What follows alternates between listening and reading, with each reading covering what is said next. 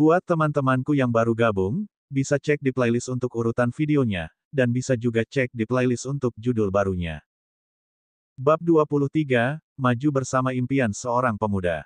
Keesokan harinya, Lu Ming pergi ke perpustakaan keluarga Lu dan memilih teknik seni bela diri tingkat kuning inferior untuk Qiu Yue. Itu adalah teknik Jade Cloud. Lu Ming tidak cukup picik sehingga enggan berbagi teknik naga perang sejati dengan Qiu Yue. Sebaliknya, itu karena teknik ini lebih cocok untuk pria karena sangat kuat, jadi tidak pantas bagi Qiu Yue untuk berkultivasi. Jika tekniknya tidak cocok, tidak masalah seberapa unggul teknik tersebut karena terkadang teknik tersebut malah menghasilkan lebih banyak keburukan daripada kebaikan. Teknik Jade Cloud lembut namun tegas, sehingga sangat cocok dengan Qiu Yue. Lu Ming juga memilih teknik pedang cahaya anggun, yang merupakan teknik seni bela diri tingkat kuning rendah, untuk Qiu Yue. Sekarang, tidak ada seorang pun yang berani mengucapkan sepatah kata pun saat dia memilih teknik seni bela diri. Setelah Lu Ming memilih teknik seni bela diri, dia menuju aula eliksir untuk membeli sejumlah pil Dragon Tiger untuk membantu budidaya Qiu Yue. Saat dia membeli pil Dragon Tiger, dia mengetahui bahwa Mulan tidak lagi berada di aula eliksir. Menurut staf dari aula eliksir, Mulan telah kembali ke Sekte Pedang Mistik. Posisi Mulan sebagai ketua aula eliksir hanyalah sebuah ujian. Sekarang setelah persidangan selesai, tentu saja, dia kembali ke Sekte Pedang Mistik. Setelah menyerahkan teknik dan pil seni bela diri kepada Qiu Yue, Lu Ming kembali ke kamarnya dan memasuki kuil tertinggi. Dia mengonsumsi pil kondensasi Qi dan mulai berkultivasi. Sama seperti pil lainnya, setelah dia menelan pil kondensasi Qi, kekuatan yang kuat terpancar dari tulang punggungnya dan mulai menyerap khasiat obat dari pil tersebut selain memurnikan kotoran dari pil tersebut. Lu Ming kemudian mengubah masuknya energi murni menjadi Qi esensial. Pil kondensasi Qi adalah pil tingkat kedua inferior, yang lebih kuat daripada pil harimau naga. Namun, itu tidak ada apa-apanya jika dibandingkan dengan pil jiwa roh. Kultivasi Lu Ming berkembang tanpa jeda. Namun, esensial Qi-nya 2 kali lebih padat dari esensial Qi normal. Jika dia ingin memperbaikinya, dia akan membutuhkan lebih banyak energi, tepatnya, sekitar 3 kali lipat jumlah esensial Qi normal. Itu berarti jika dia ingin meningkatkan kultivasinya, dia perlu menghabiskan 3 kali lipat jumlah energi yang dibutuhkan orang normal. Tidak ada jalan lain. Menjadi kuat berarti dia harus berusaha lebih keras. Setelah 10 pil kondensasi Qi disempurnakan, kultivasi Lu Ming meningkat dari pemula di alam prajurit kelas 3 menjadi pemula di alam prajurit kelas 4. Harganya 20.000 tael perak, tetapi Lu Ming hanya naik 1 tingkat. Itu jelas merupakan sebuah kemewahan, sesuatu yang tidak mampu dimiliki oleh orang lain. Bahkan murid elit keluarga Lu hanya bisa menebus 2 pil kondensasi Qi dalam setahun. Lu Ming tidak puas dengan angka ini. Setelah dia menghabiskan 10 pil kondensasi Qi, dia mengunjungi aula eliksir lagi dan membeli 30 pil kondensasi Qi sekaligus. Dia mendapat diskon 10%, jadi totalnya 54.000 tael perak. Dalam sekali jalan, hanya tersisa sekitar 15.000 tael dari 130.000 perak yang ia peroleh dari bajak laut Samefik. Lu Ming melanjutkan kultivasinya setelah membeli pil. Pada tahap budidaya selanjutnya, dibutuhkan energi yang lebih besar. Setelah Lu Ming menyempurnakan semua 30 pil kondensasi Qi, budidayanya berkembang menjadi pemula di alam prajurit kelas 6. Lebih dari sebulan telah berlalu setelah dia mengkonsolidasikan yayasannya. Hanya tersisa setengah bulan sebelum hari ketika Sekte Pedang Mistik membuka pintunya untuk perekrutan. Lu Ming telah memperoleh banyak manfaat selama 1,5 bulan itu. Tidak hanya kultivasinya yang berkembang pesat, namun teknik budidaya seni bela diri juga berkembang pesat. Tinju naga api dan langkah ular naga dikultivasikan ke tahap kelima yang merupakan tahap penggunaan sempurna seperti dewa. Teknik pedang tingkat kuning unggul, teknik pedang berkilau, telah dikembangkan hingga tahap keempat yaitu tahap penguasaan teknik. Kekuatan Lu Ming mengalami peningkatan yang cukup besar dibandingkan rapat DPR 1,5 bulan lalu. Namun, Qiu Yue adalah yang paling mengejutkan. Hanya dengan teknik Jade Cloud dan pil naga harimau, Qiu Yue sebenarnya berhasil membuka 3 meridian surgawi selama 1,5 bulan.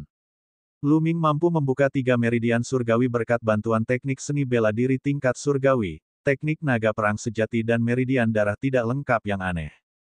Namun, meridian darah Qiu Yue belum terbangun. Dia juga mengembangkan teknik seni bela diri tingkat kuning inferior dengan kecepatan yang menakutkan.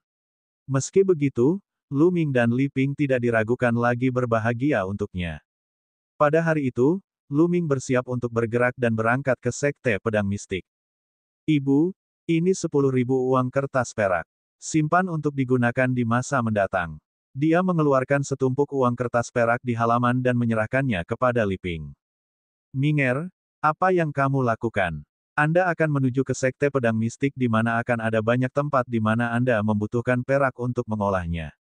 Mengapa kamu memberikannya kepadaku? Aku akan berada di kediaman Lu di mana aku tidak kekurangan apa-apa. Li Ping dengan cepat mengembalikan uang kertas perak itu kepada Lu Ming.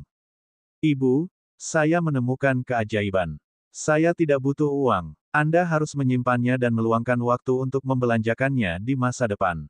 Melihat betapa percaya diri dan tegasnya Lu Ming, Li Ping tidak menolak catatan itu dan menyimpannya. Saat dia menatap tatapan tajamnya, Li Ping merasakan kenyamanan dan kebanggaan yang tiada taraf. Putranya akhirnya mencapai kehebatan. Minger, izinkan Qiu Yue menemanimu ke Sekte Pedang Mistik kali ini. Li Ping tersenyum lembut setelah merenung sejenak. Di sampingnya, ekspresi Qiu Yue berubah. Nyonya, siapa yang akan menjagamu jika aku pergi? Gadis bodoh, bukankah aku punya Chun Tao dan ketiga gadis itu sekarang? Tidak perlu khawatir, tidak ada yang akan menjagaku. Selain itu, Anda berbakat dalam seni bela diri.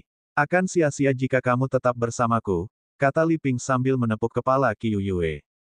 Nyonya, Qiu Yue mulai terisak saat air mata mengalir di matanya. Lu Ming berseru kegirangan karena memang benar Qiu Yue memiliki bakat seni bela diri, jadi tinggal bersama keluarga Lu benar-benar menyia-nyiakan bakatnya. Lu Ming memiliki pemikiran yang sama untuk membawa Qiu Yue ke Sekte Pedang Mistik untuk melihat apakah dia bisa bergabung dengan sekolah tersebut. Mungkin, seseorang di Sekte Pedang Mistik dapat membantunya membangunkan meridian darahnya. Baiklah, Minger, ini belum pagi lagi. Kamu harus mulai bergerak sekarang. Li Ping mengingatkan. Kalau begitu, kami pamit sekarang, Bu. Mohon jaga dirimu baik-baik. Lu Ming merasa enggan untuk pergi. Pergilah.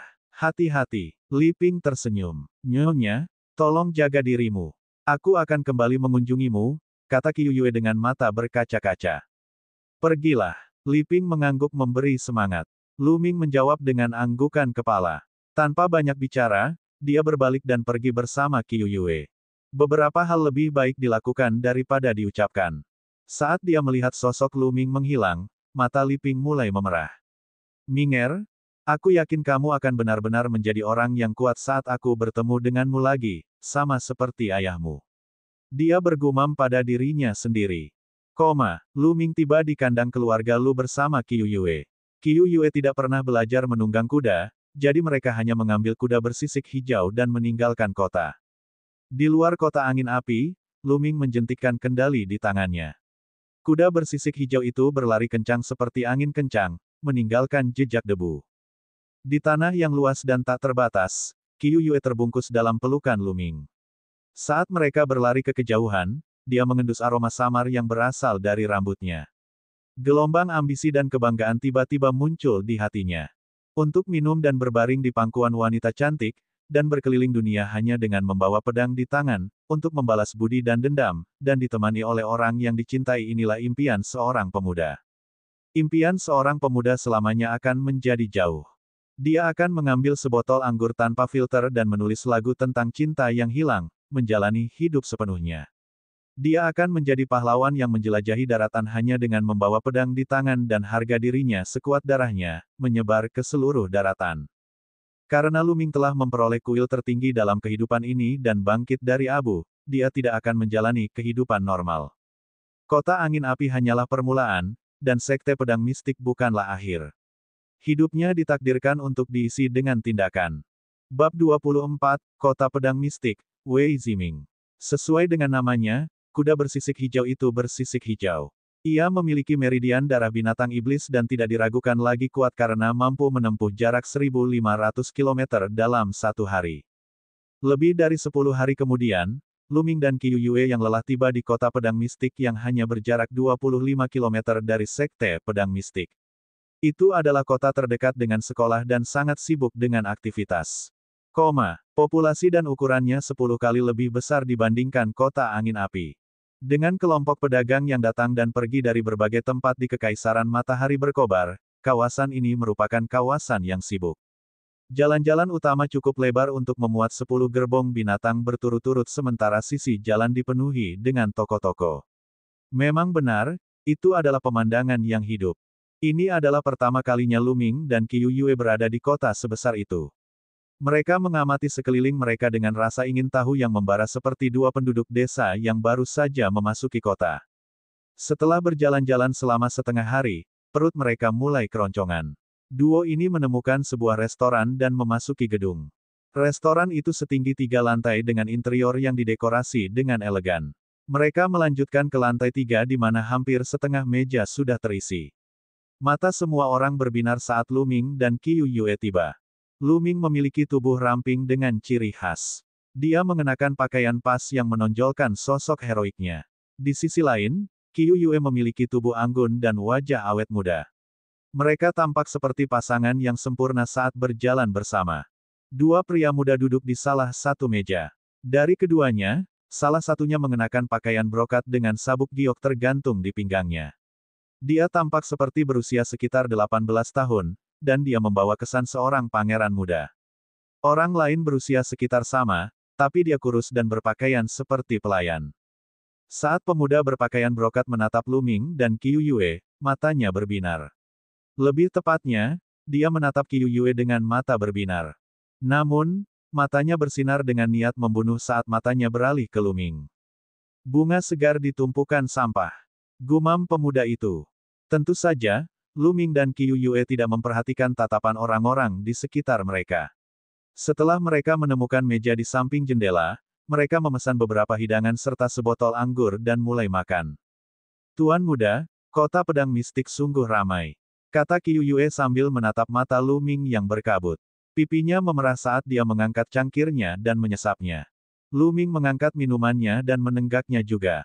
Itu benar. Hanya ada 2 hari tersisa sebelum hari rekrutmen tahunan Sekte Pedang Mistik.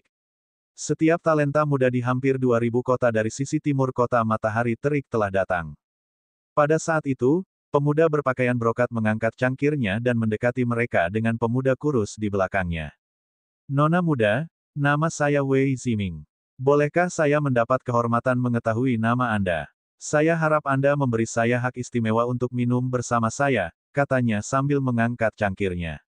Namun, dia tidak repot-repot menyembunyikan matanya yang berkilauan yang mengamati setiap inci tubuh Qiu Yue sambil sepenuhnya mengabaikan Yu Ming.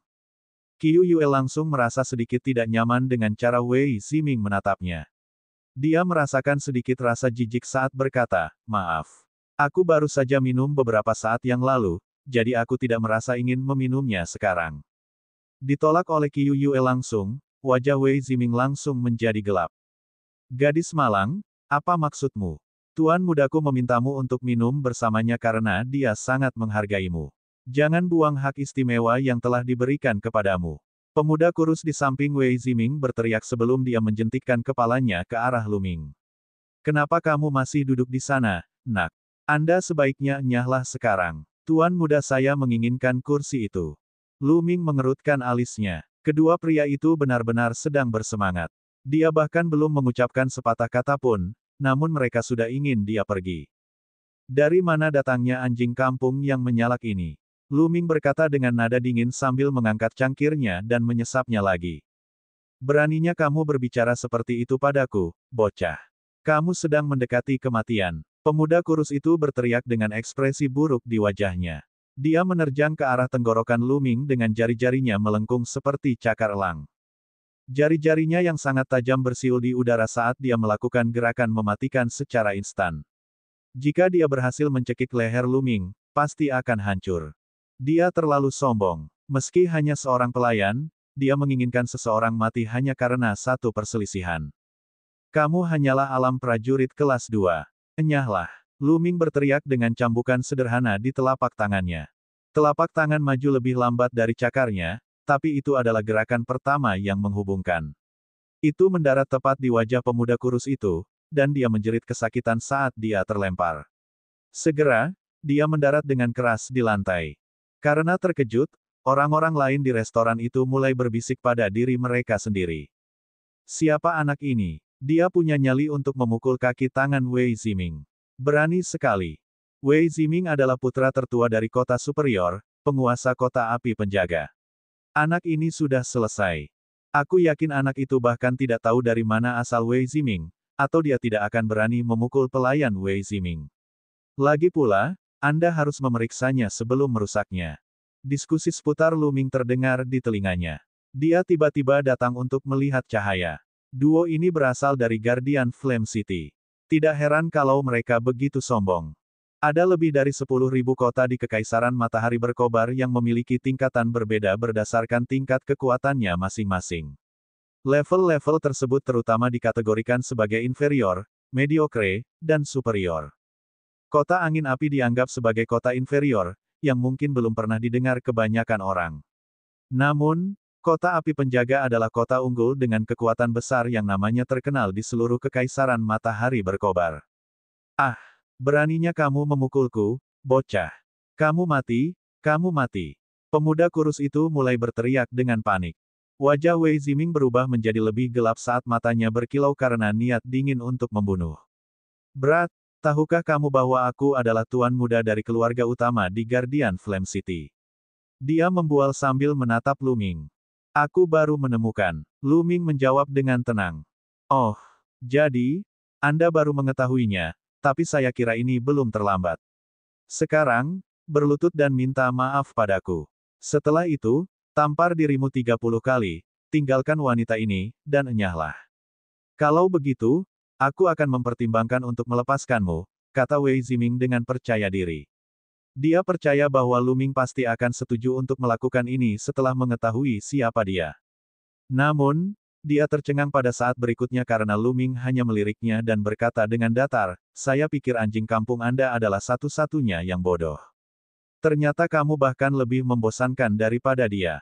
Pergi dari hadapanku sekarang juga, atau aku akan mengirimmu terbang juga. Semua orang di restoran itu terdiam. Wei Ziming adalah orang yang liar, tapi siapa sangka Lu Ming bahkan lebih buruk. Anak nakal, kamu mendekati kematian karena menantangku. Dengan marah, Wei Ziming mengulurkan telapak tangannya untuk menamparkan wajah Lu Ming. Telapak tangannya mengandung ki esensial dalam jumlah besar, yang tidak diragukan lagi mengandung budidaya alam prajurit kelas 5. Namun, Lu Ming menangkap pergelangan tangannya bahkan sebelum telapak tangannya bisa terhubung. Patah. Suara retakan tulang kemudian terdengar diikuti oleh Wei Ziming yang mengeluarkan jeritan kesakitan yang mengerikan. Ah! Tangan saya, lepaskan tanganku, kamu tidak berguna. Aku akan memastikan kamu mengalami kematian tanpa makam. Wei Ziming melolong marah.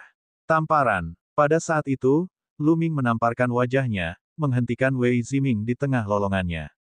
Wei Ziming menatapnya tidak percaya dengan mata terbelalak seolah-olah dia telah ditampar dengan konyol. Dia tidak pernah menyangka Lu Ming benar-benar berani menamparnya. Kubilang, jika kamu tidak nyahlah sekarang, aku akan mengirimmu terbang juga. Suara tenang Lu Ming berulang, lalu. Tamparan. Tamparan lainnya terdengar, mendarat di sisi lain wajah Wei Ziming. Saat itu, wajahnya sudah membengkak seperti babi. Lu Ming melepaskan gelombang esensial Qi dan melemparkan Wei Ziming ke arah tangga. Pergilah atau aku akan mematahkan anggota tubuhmu, ancamnya.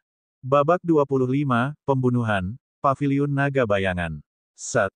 Seluruh tempat mulai berdering dengan suara napas dalam-dalam. Semua orang di lantai 3 menatap Lu Ming dengan ekspresi kaget. Mereka menduga Lu Ming berani mengirim pemuda kurus itu terbang karena dia tidak tahu siapa Wei Ziming. Jika dia mengetahui identitas Wei Ziming, Lu Ming tidak akan pernah berani mengambil tindakan. Namun, mereka tidak pernah menyangka Lu Ming akan mengambil tindakan lebih keras lagi setelah mengetahui siapa Wei Ziming. Dia hanya mendominasi. Anak nakal, Anda punya nyali. Beritahu saya nama Anda. Wei Ziming bangkit dengan gemetar. Dia menahan amarahnya saat dia menatap Lu Ming dengan kesal. Saya Lu Ming. Lu Ming tersenyum lemah sambil dengan tenang mengumumkan namanya. Dia bahkan tidak takut pada keluarga Duanmu, jadi mengapa dia harus takut pada keluarga Wei? Baiklah, kita akan lihat. Wei Ziming mendesis dengan gigi terkatup. Dia kemudian terlatih-tatih menuruni tangga bersama pemuda kurus itu. Menurutku, Wei Ziming pasti tidak akan pernah membiarkannya begitu saja. Dia akan membalas dendam. Itu sudah pasti. Kota api penjaga selalu dijalankan di bawah tirani. Mengingat Wei Ziming dipermalukan sedemikian rupa, tidak mungkin mereka membiarkannya begitu saja. Wei Ziyou, adik laki-laki Wei Ziming, adalah anak ajaib yang langka di keluarga Wei. Dia datang untuk bergabung dalam upaya rekrutmen Sekte Pedang Mistik dan dianggap sebagai salah satu dari 100 orang terkuat dalam kelompok pemula ini. Dia mungkin akan memeriksanya sekarang karena kakak laki-lakinya telah menerima pukulan yang memalukan. Restoran itu menjadi diskusi hangat setelah Wei Ziming pergi. Sementara itu, Lu Ming hanya tersenyum dan terus menikmati makanannya bersama Qiu Yue. Di luar restoran, ekspresi gelap dan penuh kebencian terlihat di wajah Wei Ziming. Tuan muda, haruskah kita mencari tuan muda kedua dan membiarkan dia menangani itu? Pemuda kurus itu bertanya. Tentu saja, kita harus memberitahu adikku, tapi tidak perlu mengambil tindakan sekarang. Upaya perekrutan Sekte Pedang Mistik akan dimulai dalam 2 hari lagi. Setelah perekrutan, murid baru dari keempat aula sekolah akan menjalani uji coba, kecuali aula Kilin. Adik laki-laki akan membunuh Lu Ming kalau begitu. Aku ingin dia mengalami keputusasaan akan kematian setelah bergabung dengan Sekte Pedang Mistik. Wei Ziming berkata dengan kejam. Setelah Lu Ming dan Qiu Yue selesai makan, mereka menghabiskan beberapa saat lagi berjalan-jalan di kota pedang mistik. Mereka kemudian menemukan sebuah penginapan dan memesan 2 kamar. Lu Ming duduk berjongkok setelah memasuki kamarnya. Dia mengeluarkan ekspresi gembira saat dia merasakan sedikit rasa gatal yang berasal dari tulang punggungnya. Setelah hampir 4 bulan, dia akhirnya bisa merasakan meridian darahnya akan tumbuh sempurna. Tinggal 1 langkah lagi. Lu Ming dapat merasakan bahwa dibutuhkan sekitar 3 hari hingga setengah bulan sebelum meridian darah menyelesaikan pertumbuhannya. Meridian darahnya telah menunjukkan efek ajaib bahkan sebelum pertumbuhannya selesai. Lu Ming sangat bersemangat untuk melihat kemampuan apa yang akan dimilikinya setelah menyelesaikan pertumbuhannya dan akan mencapai level apa. Setelah merasakannya beberapa saat, Lu Ming mulai berkultivasi dengan melafalkan teknik naga perang sejati. Energi spiritual dari segala penjuru mulai berkumpul ke arahnya. Segera, malam tiba. Penginapan itu diselimuti selubung keheningan. Pergeseran. Lu Ming tiba-tiba membuka matanya lebar-lebar ketika dia mendengar sesuatu memecah kesunyian di luar kamarnya. Meskipun hanya sedikit gemerisik, itu tidak luput dari telinga Lu Ming. Ada 5 sosok di luar kamarnya. 2 di antaranya berada di luar pintu sementara 3 lainnya berada di samping jendela. Tiba-tiba pintu dan jendela terbuka secara bersamaan. Kelima sosok itu melesat masuk seperti kilatan petir saat kilatan 5 bilah hitam tajam berkedip ke arah Lu Ming dengan maksud untuk membunuh. Gerakan mereka cepat, ringkas, dan kejam. Itu jelas merupakan tindakan para pembunuh terlatih. Denting, Lu Ming mengambil tindakan saat kelima sosok itu melesat ke dalam ruangan. Sosoknya bersinar ketika pedang-pedang oniks berubah menjadi jejak cahaya dan membelah daging dalam sekali jalan. Astaga, darah berceceran di mana-mana saat Lu Ming segera mengiris leher salah satu pembunuh itu. Denting, kilatan lain dari bilahnya mengikuti dari dekat. Seperti guntur yang menyambar dalam kegelapan, Lu Ming berbalik dan 2 pembunuh lainnya jatuh di tangannya. Ketiga pembunuh itu langsung tumbang bukan karena lemah. Faktanya, mereka jauh dari kata lemah. Trio yang dibunuh Lu Ming telah mencapai alam prajurit kelas 6 sedangkan 2 sisanya telah berkultivasi hingga alam prajurit kelas 7. Dengan penyergapan oleh barisan seperti itu, bahkan kartu as di alam prajurit kelas 8 akan terbunuh. Lu Ming masih hidup hanya karena dia lebih kuat dan telah menyadarinya.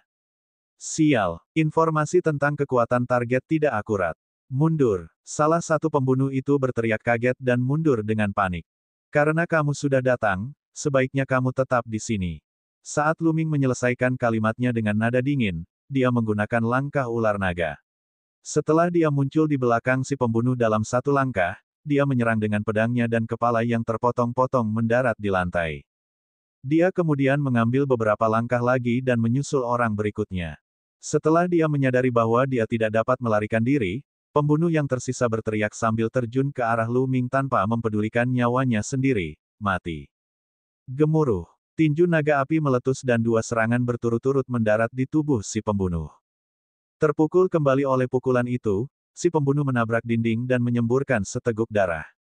Berbicara, siapa kamu? Siapa yang mengirimmu ke sini? Lu Ming menuntut dengan nada dingin.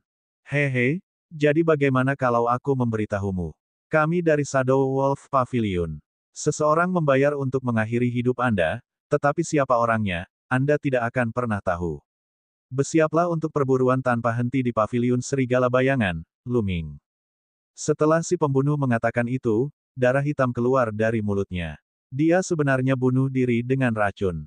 Paviliun Serigala Bayangan. Lu Ming mengerutkan alisnya.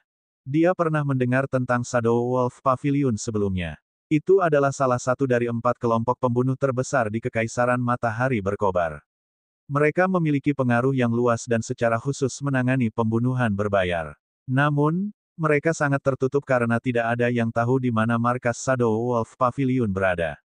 Oleh karena itu, keempat kelompok pembunuh dibenci oleh banyak orang, tetapi tidak ada cara untuk menghilangkan mereka sampai ke akar-akarnya.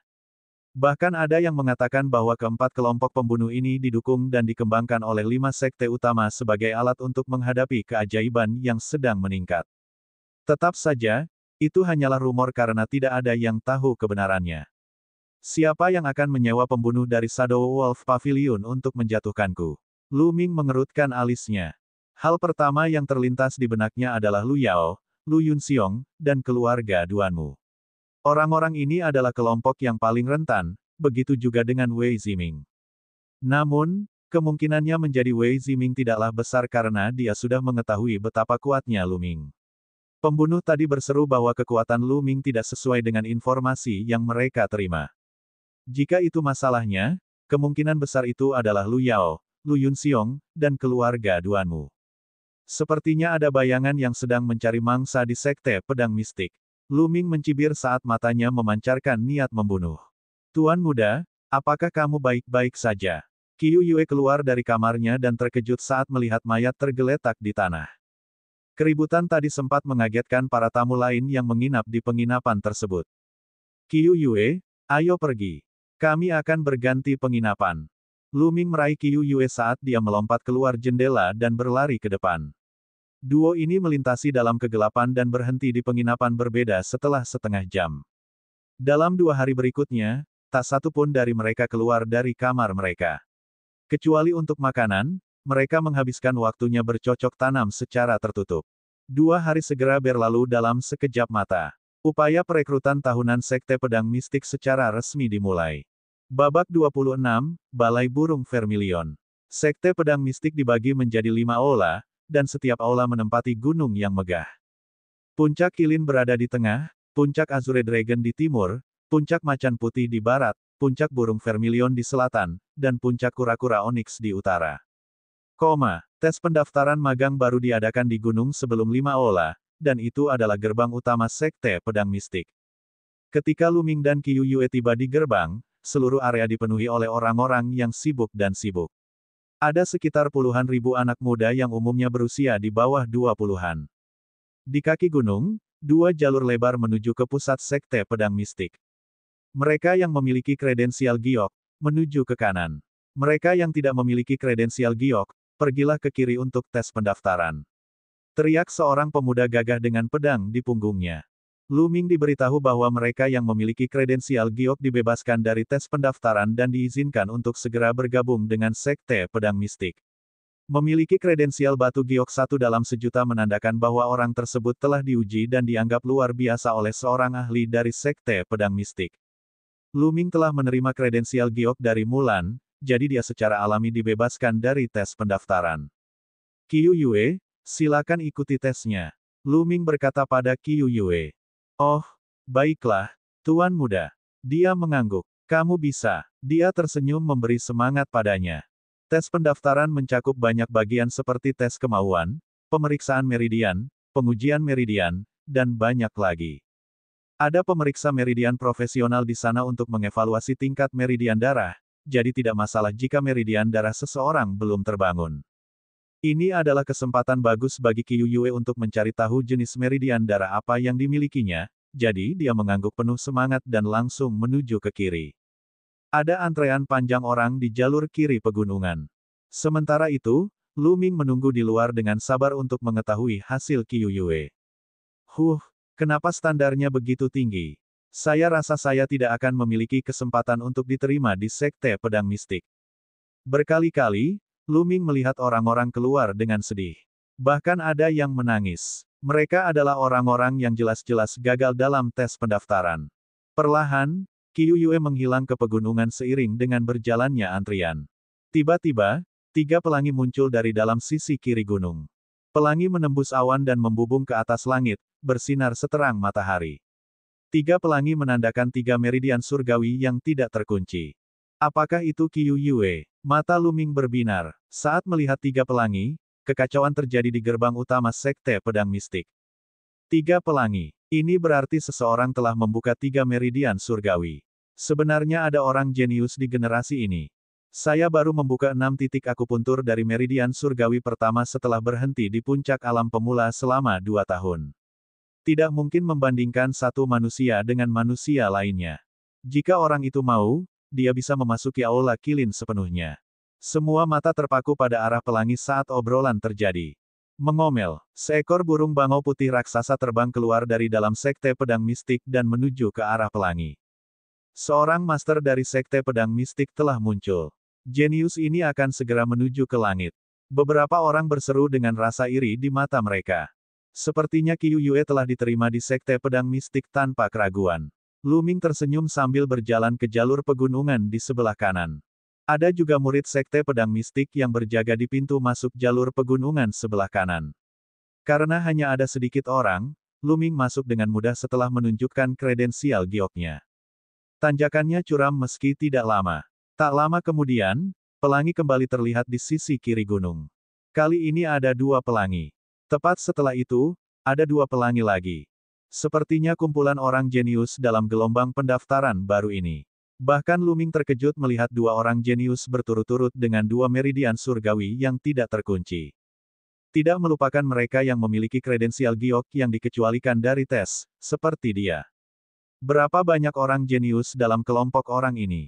Itu sangat jenius. Sangat menarik. Semangat juang melintas di depan mata Lu Ming. Dia melanjutkan perjalanannya ke ujung jalan pegunungan, dan di hadapannya ada sebuah alun-alun yang luas. Saat itu, ada ribuan orang di alun-alun itu. Alun-alun tersebut mengarah ke 4 jalur yang berbeda, dan di sepanjang masing-masing jalur terdapat lempengan batu setinggi 10 meter dengan salah satu dari 4 binatang besar, naga biru, harimau putih, burung merah terang, dan kura-kura oniks terukir di atasnya. Satu-satunya jalur yang hilang adalah jalur menuju Aula Kilin. Onyx Tortoise Hall, sebelah sini menuju Onyx Tortoise Hall.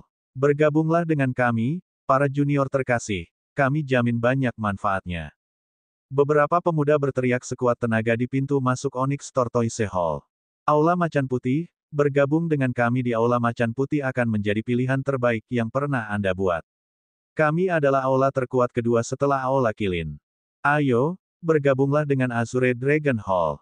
Kami yang tertua di antara mereka semua. Aula Burung Vermilion. Kami memiliki banyak gadis cantik di sini di Vermilion Bird Hall. Satu demi satu, suara-suara terdengar saat keempat aula mencoba yang terbaik untuk menarik pendatang baru. Pendatang baru mewakili darah baru, dan mereka berbicara untuk masa depan aula, jadi ini sangat penting, terutama mengingat persaingan ketat antara 4 aula. Peserta magang yang baru terdaftar diberi kebebasan untuk masuk ke salah satu dari 4 aula. Orang-orang dengan kredensial batu giok seperti Lu Ming adalah pengecualian. Mereka berasal dari aula yang mengeluarkan potongan batu giok untuk mereka. Hanya Kilin Hall yang beroperasi secara berbeda. Aula Kilin sangat misterius dan merupakan aula paling kuat di antara 5 aula. Peserta magang Kilin Hall dipilih dengan hati-hati dan mereka semua adalah yang terbaik. Tidak ada yang tahu berapa banyak peserta magang baru yang akan diterima Kilin Hall dalam setahun. Terlebih lagi, wajar jika jumlah orangnya sedikit. Tiba-tiba, sesuatu menarik perhatian Lu Ming dari sudut matanya. Di dekat pintu masuk Aula Macan Putih, mengenakan gaun putih, Lu Yao menjadi pusat perhatian. Itu Lu Yao. Kudengar dia membangunkan meridian darah tingkat kelima dengan 2 meridian surgawi yang tidak terkunci. Dia juga bertunangan dengan super jenius keluarga Duanmu, Duan Mulin. Benar-benar kisah Cinderella. Aku tahu. Aku sangat cemburu. Jika itu aku akan bangun sambil tersenyum setiap hari. Anda, mengapa Duan Mulin mempertimbangkanmu? Beberapa wanita muda berbisik dengan iri di dekat Lu Ming. Tatapan Lu Yao menyapu seluruh area bahkan saat dia memikat kerumunan di sekitarnya. Saat tatapannya tertuju pada Lu Ming, wajahnya menjadi gelap saat kemarahan melintas di matanya. Kemudian, dia melihat kerumunan di sekitarnya dan kembali menatap Lu Ming dengan tatapan jijik. Lu Ming hanya tersenyum. Tiba-tiba, kicauan burung terdengar dari atas mereka, dan tepat setelah itu, seekor burung bangau putih raksasa turun. Itu jauh lebih besar dari burung bangau putih biasa. Ketika direntangkan, panjang sayapnya mencapai 20 meter. Ada dua orang di bangau putih. Salah satunya adalah seorang wanita parubaya dengan jubah berulir emas sementara yang lainnya adalah seorang gadis muda yang cantik. Qiu Yue. Hati Lu Ming dipenuhi kegembiraan saat melihat gadis muda itu. Penatua berjubah emas. Itu adalah penatua berjubah emas. Itu benar-benar penatua berjubah emas. Siapa wanita muda itu? Bagaimana dia bisa menarik perhatian tetua berjubah emas? Menurutku, dia sangat jenius. Untuk siapa mereka di sini? Orang-orang muda di sekitar berteriak hormat terhadap wanita paruh baya itu. Bab 27, Mempersulit Tujuan. Sesepuh dibagi menjadi sesepuh biasa, sesepuh berjubah perak, dan sesepuh berjubah emas di Sekte Pedang Mistik. Sesepuh berjubah perak adalah manajemen tingkat atas dari Sekte Pedang Mistik. Mereka adalah tulang punggung kuat yang menyatukan sekolah. Sesepuh berjubah emas adalah sesepuh dari Sekte Pedang Mistik. Mereka ada sebagai jangkar melawan sekte lain. Jumlah mereka hanya sedikit, dan karena mereka sangat kuat, mereka akan muncul jika ada sesuatu yang penting menarik perhatian mereka. Jika tidak, mereka akan melakukan meditasi tertutup dan berlatih seni bela diri. Berdiri tepat di depan mata semua orang adalah penatua berjubah emas. Semua orang di alun-alun memperhatikan dua orang di atas bangau putih. Untuk siapa mereka di sini? Di atas bangau putih, Qiu Yue mencari kerumunan dengan matanya, dan tatapannya akhirnya menemukan Lu Ming. Tuan muda, dia berseri-seri kegirangan saat burung bangau putih turun di dekat Lu Ming. Kemudian, dia melompat dengan penuh semangat dan berlari ke sisinya. Semua mata tertuju pada Lu Ming saat itu juga. Tidak terlalu jauh dari situ, Lu Yao dengan jelas mengenali Qiu Yue dan wajahnya menjadi gelap. Mengapa pelayan kotor itu bersama dengan tetua berjubah emas? Mata Lu Yao berkilat kesal dan bingung. Qiu Yue, senyuman muncul di wajah Lu Ming saat dia bertanya, Qiu Yue, apakah kamu lulus tes penilaian? Ya, senior ini ingin aku bergabung dengannya di Aula Qilin, tapi aku tidak ingin berada di Aula Qilin. Aku ingin bersamamu di Vermilion Bird Hall, Tuan muda. Qiu Yue berkicau. Qiu Yue sebenarnya diundang untuk bergabung dengan Qilin Hall. Hati Lu Ming melonjak kegirangan, tapi dia sengaja mengeraskan wajahnya dan berkata, gadis bodoh, beberapa orang bahkan tidak bisa bergabung dengan Aula Qilin meskipun mereka menginginkannya, dan kamu hanya akan menolaknya. Dengarkan Tuan muda Anda dan pergi ke Aula Qilin. Tapi Tuan muda, aku benci berpisah denganmu. Qiu Yue mengendus sementara matanya berkaca-kaca. Gadis bodoh, kita berdua berada di Sekte Pedang Mistik. Bukannya kita tidak akan bisa bertemu lagi. Selain itu, jika kamu berlatih cukup keras di Aula Qilin, akan ada peluang bagi kita untuk bertemu. Juga, Qiu Yue, ada apa dengan meridian darahmu? Apakah mereka berhasil mengujinya? Lu Ming bertanya sambil menghiburnya. Ya, tapi senior ini mengatakan bahwa saya mungkin memiliki meridian darah yang unik dan meminta saya untuk tidak memberitahu orang lain. Tapi, Tuan muda, Anda bukan sembarang orang, bisik Qiu Yue ke telinga Lu Ming sambil mencondongkan tubuh ke arahnya. Meridian darah yang unik. Pengungkapannya sangat mengejutkan Lu Ming, tapi dia merasakan kegembiraan yang luar biasa untuk Qiu Yue tepat setelah keterkejutan awal. Meridian darah manusia terbagi menjadi beberapa macam meskipun sebagian besar meridian darah berbentuk makhluk hidup, baik itu binatang maupun tumbuhan. Manusia telah hidup bersama dengan semua makhluk lain sejak permulaan waktu, jadi wajar jika meridian darah manusia yang terbangun membawa wujud makhluk lain ini karena darah manusia dipengaruhi oleh sifat genetik dari makhluk lain tersebut. Namun, beberapa orang akan membangkitkan meridian darah dengan bentuk yang aneh seperti meridian darah berbentuk pedang, meridian darah berbentuk pisau, dan masih banyak lagi meridian darah yang berbentuk seperti senjata. Ada juga beberapa meridian darah yang dipengaruhi unsur seperti angin, api, guntur, air, dan masih banyak lagi. Ini dikenal sebagai meridian darah yang unik. Meridian darah yang unik sangat langka, dan juga sangat, luar biasa, sangat kuat. Misalnya, mereka yang memiliki meridian darah berbentuk pedang memiliki ketertarikan bawaan terhadap seni bela diri yang berhubungan dengan pedang dan mampu memahami ajaran seni bela diri yang berhubungan dengan pedang beberapa kali lebih cepat daripada orang biasa. Beberapa bahkan mewarisi teknik seni pedang yang sangat kuat melalui meridian darah berbentuk pedang dan tidak ada duanya. Secara keseluruhan, mereka yang memiliki meridian darah unik biasanya adalah orang-orang jenius yang fenomenal. Semuanya masuk akal sekarang. Tidak heran meridian darah Qiu Yue begitu sulit untuk dibangunkan. Dia memiliki meridian darah yang unik. Qiu Yue, jangan beritahu orang lain tentang hal itu mulai sekarang dan seterusnya. Berlatihlah dengan keras dan belajar dengan baik di Qilin Hall, oke? Lu Ming menasihati sambil menepuk kepalanya dengan lembut. Tuan muda, mata Qiu Yue berair. Ayo, berlatihlah dengan baik. Aku akan memeriksamu di masa depan. Lu Ming terkekeh. Baiklah, Tuan muda, jangan khawatir. Saya akan bekerja keras. Jawab Qiu Yue sambil mengangguk tegas. Ayo pergi, Qiu Yue. Wanita parubaya di atas bangau putih melambai. Semburan energi tak berbentuk mengalir keluar, menahan tubuh Qiu Yue di udara, lalu dengan lembut mendaratkannya di atas bangau putih. Burung bangau putih itu menjerit ketika naik, menghilang di cakrawala. Aku harus pergi ke Vermilion Bird Hall sekarang. Lu Ming tersenyum saat dia berjalan ke Vermilion Bird Hall. Suasana hatinya yang baik terlihat setelah mengetahui bahwa Qiu Yue telah terdaftar di Aula Qilin. Selamat datang di Vermilion Bird Hall, Junior. Silakan daftarkan detail Anda di sini. Saat melihat Lu Ming, para pemuda di Vermilion Bird Hall berseru kegirangan. Lu Ming mengangguk dan menuliskan nama, umur, dan tempat asalnya. Kemudian, dia berjalan menyusuri jalan setapak menuju masuk. Setelah mendaki beberapa bukit, sebuah gunung megah mulai terlihat. Itu adalah puncak burung Vermilion. Di kaki Vermilion Bird Peak, ada lapangan pelatihan yang luas, dan semua peserta magang Vermilion Bird Hall baru berkumpul di sana untuk menunggu instruksi. Berhenti di tempatmu sekarang. Tidak ada izin masuk ilegal. Seorang pria muda menghalangi Lu Ming saat dia hendak memasuki tempat latihan. Pemuda angkuh ini berusia sekitar 20 tahun. Dia mengenakan jubah biru dan jelas merupakan murid magang yang lebih tua. Senior, saya salah satu murid baru. Lu Ming menangkupkan tangannya dengan hormat saat dia menjawab. Pemuda berjubah biru itu mengejek sambil membentak, beraninya kamu berbohong padaku. Peniruan identitas magang pedang mistik adalah dosa besar. Lu Ming mengerutkan kening. Pria ini bertingkah aneh. Mengapa dia berasumsi bahwa Lu Ming adalah peniru tanpa pernah bertemu sebelumnya?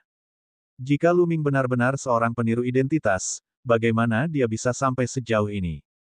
Pemuda berjubah biru ini sengaja mempersulit keadaan, tapi ini adalah pertama kalinya Lu Ming bertemu dengannya, jadi apa yang dia miliki terhadap Lu Ming? Saya benar-benar murid magang Vermilion Bird Hall. Ini kredensial giokku. Lu Ming berkata sambil memperlihatkan potongan gioknya. Tanpa melihat pada potongan batu giok itu, murid magang berjubah biru itu mencibir, jadi bagaimana jika kamu memiliki kredensial batu giok? Apakah itu membuktikan bahwa Anda bukan peniru identitas? Salah satu prasyarat untuk menjadi murid sekte pedang mistik adalah menjadi seniman bela diri meridian darah. Apakah kamu termasuk salah satunya? Apakah Anda memiliki meridian darah? Jika Anda tidak memiliki meridian darah, saya tidak peduli siapa yang merekomendasikan Anda. Kesal. Setelah dia selesai menjelaskan, murid magang berjubah biru itu mencemooh Lu Ming. Keluarga Duanmu mengirimmu, bukan? Lu Ming bertanya tiba-tiba saat sesuatu muncul di matanya. Dengan sedikit perubahan pada ekspresinya, murid magang berjubah biru itu menggeram. Apa yang kamu bicarakan? Segera berangkat. Lu Ming mencibir. Magang berjubah biru ini memiliki hubungan dengan keluarga Duanmu. Dia yakin akan hal itu. Hanya Lu Yao, Lu Yunxiong, dan orang-orang seperti mereka yang tahu bahwa meridian darah Lu Ming telah dilucuti darinya. Magang berjubah biru ini pasti tahu tentang Lu Ming karena dia sangat yakin bahwa dia tidak memiliki meridian darah dan menghentikannya hanya dengan melihatnya. Para peserta magang baru di bidang pelatihan terbangun saat mereka berkumpul di sekitar Lu Ming dengan rasa ingin tahu. Kau ingin aku kesal. Kaulah yang harusnya kesal. Lu Ming tersenyum dingin. Beraninya kamu berbicara seperti itu padaku. Menurutku kamu bosan hidup, bukan? Magang berjubah biru itu meludah dengan berbisa. Lu Ming berkata sambil tersenyum tipis, tidakkah menurutmu begitu? Apakah ini cara Anda, sebagai peserta magang yang lebih tua, seharusnya memperlakukan peserta magang yang baru? Anda menuduh mereka tanpa bukti dan mengusir mereka. Siapa yang memberi Anda wewenang seperti itu? Jika semua orang di Vermilion Bird Hall sepertimu, aku lebih suka tidak tinggal.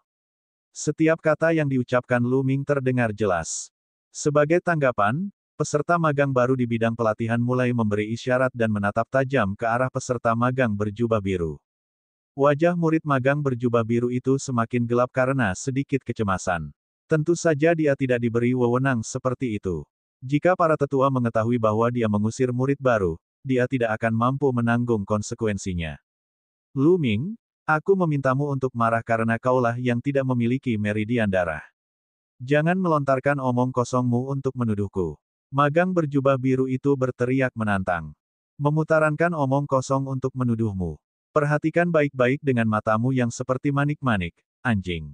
Lu Ming menjerit, dan segera, lampu merah menyala dari belakang punggungnya saat dia membuat meridian darahnya meledak. Sekilas siluet mirip cacing muncul sebelum lampu merah menghilang. Bab 28, Ujian Pemula. Meridian Darah. Bagaimana Anda memiliki meridian darah? Murid magang berjubah biru itu berteriak tak percaya. Menurut berita yang didapatnya, Lu Ming tidak memiliki meridian darah. Tentu saja, saya memiliki meridian darah. Bagaimana lagi saya bisa lulus ujian oleh senior Vermilion Bird Hall dan mendapatkan rekomendasi? Ini adalah sesuatu yang bahkan seekor babi pun akan mengerti, tapi kamu sengaja mempersulitku. Katakan padaku, apa niatmu? Apakah kamu sengaja menindas murid baru atau kamu lebih bodoh dari babi? Lu Ming mengartikulasikan setiap kata dengan sangat jelas sementara tatapannya tertuju pada murid berjubah biru itu seperti bor. Peserta magang baru di sekitar Lu Ming menatap tajam ke arah peserta magang berjubah biru setelah mendengar apa yang dikatakan Lu Ming. Dua pertanyaan ini mustahil dijawab. Magang berjubah biru mengamuk. Jika dia mengakui bahwa dia sengaja mempersulit Lu Ming, itu berarti dia juga sengaja menindas murid baru. Kemudian, jika Vermilion Bird Hall melihat penurunan drastis dalam jumlah peserta magang karena apa yang telah terjadi, dia akan berada dalam masalah besar. Namun, jika dia tidak mengakuinya, dia akan dianggap lebih bodoh dari babi. Lu Ming, kamu. Dengan wajah memerah, murid magang berjubah biru itu kehilangan kata-kata. Persetan, kamu menghalangi. Lu Ming menegur. Magang berjubah biru itu mengertakkan gigi saat dia menatap Lu Ming. Tunggu saja, Lu Ming. Aku, Ning Feng, tidak akan mudah tertipu. Dia bergegas pergi setelah dia selesai. Lu Ming mencibir dan memasuki tempat latihan. Ada sekitar 200 orang di lapangan latihan yang luas dan luas. Lu Ming berjalan ke sisi ruang pelatihan dan duduk sambil menunggu dengan tenang. Orang-orang masih memasuki lapangan pelatihan. Langit mulai gelap seiring beberapa jam berlalu. Ada hampir 1000 orang di tempat pelatihan pada saat orang-orang berhenti berdatangan. Lu Ming tidak bisa menahan diri untuk tidak menyesali tingginya prasyarat untuk menjadi murid sekte pedang mistik.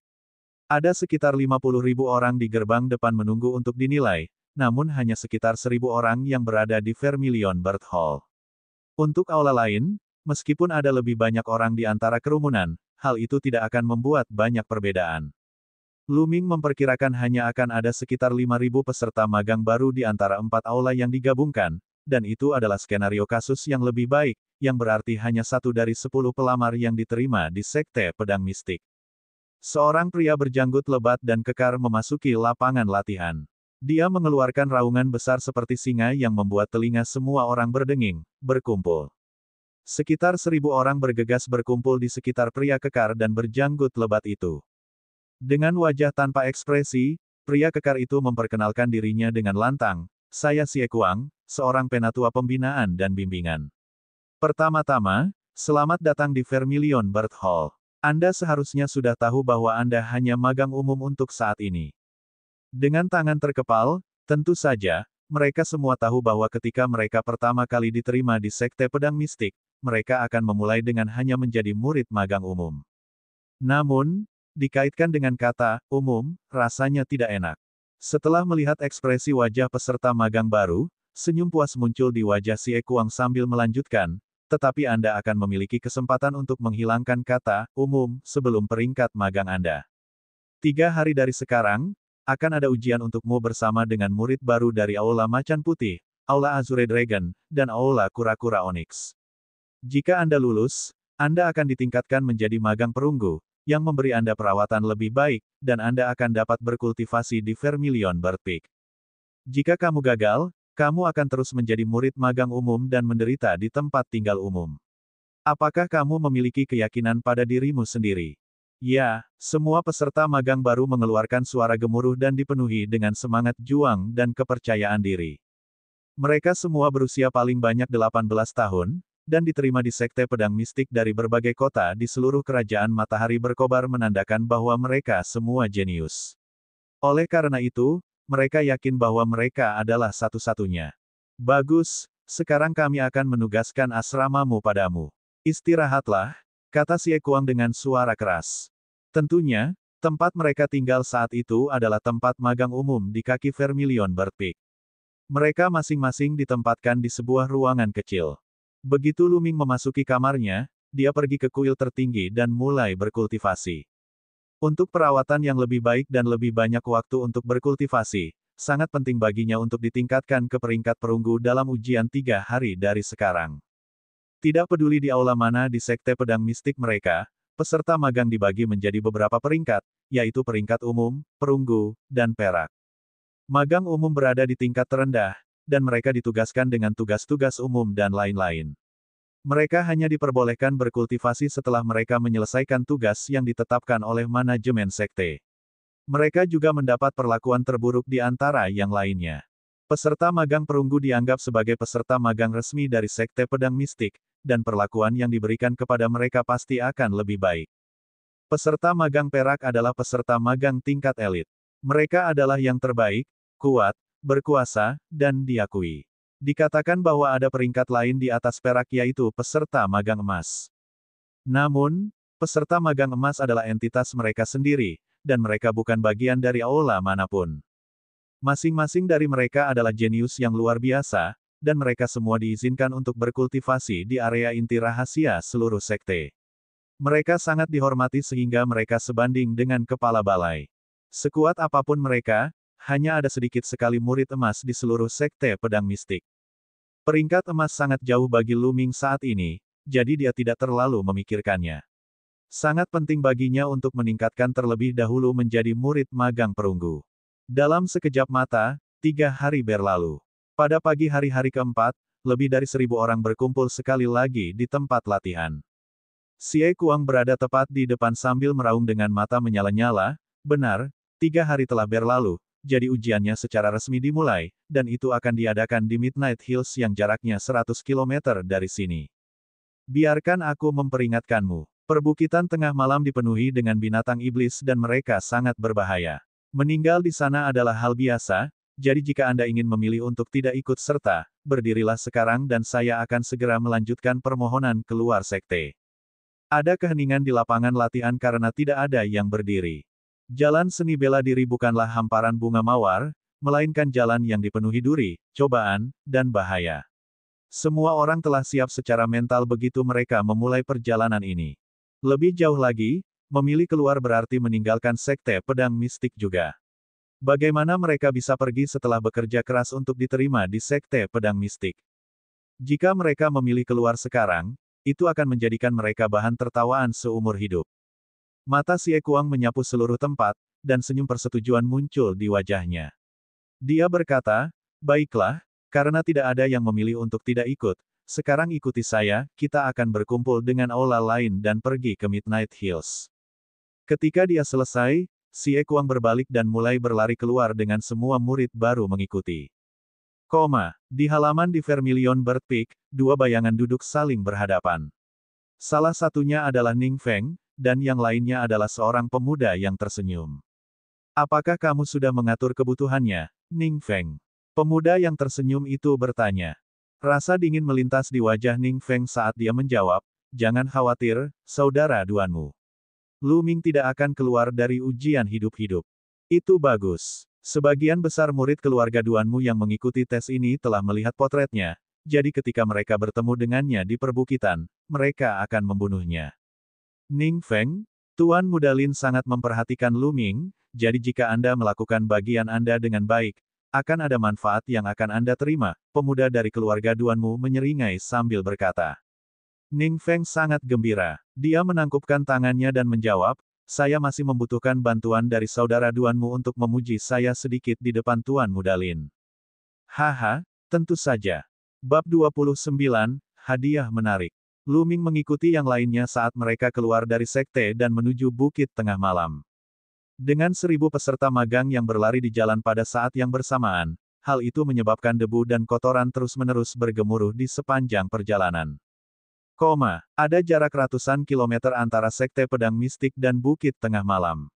Meskipun sebagian besar dari mereka adalah seniman bela diri Meridian Darah dengan tingkat budidaya yang cukup tinggi, lari 100 km masih membuat mereka berkeringat dan terengah-engah seperti anjing. Meski begitu, Lu Ming masih baik-baik saja. Meskipun dia sedikit terengah-engah, dia belum mencapai batas kemampuannya. Ketika peserta magang Vermilion Bird Hall tiba di Midnight Hills, orang-orang dari White Tiger Hall sudah ada di sana, dan jumlahnya ada 1.500 orang, sekitar 500 lebih banyak daripada mereka yang berasal dari Vermilion Bird Hall. Aula Macan Putih telah tumbuh lebih kuat selama bertahun-tahun, dan tanpa malu-malu mereka adalah yang terkuat dari 4 aula, jadi mereka juga memiliki peserta magang terbanyak yang memilih untuk memasuki Aula Macan Putih. Baiklah, istirahatlah, semuanya. Xie Kuang berteriak. Para peserta magang Vermilion Bird Hall mengambil tempat mereka, duduk, dan memulai mediasi untuk memulihkan napas. Gemuruh. Bumi bergemuruh saat Azure Dragon Hall dan Onyx Turtle Hall tiba segera setelahnya.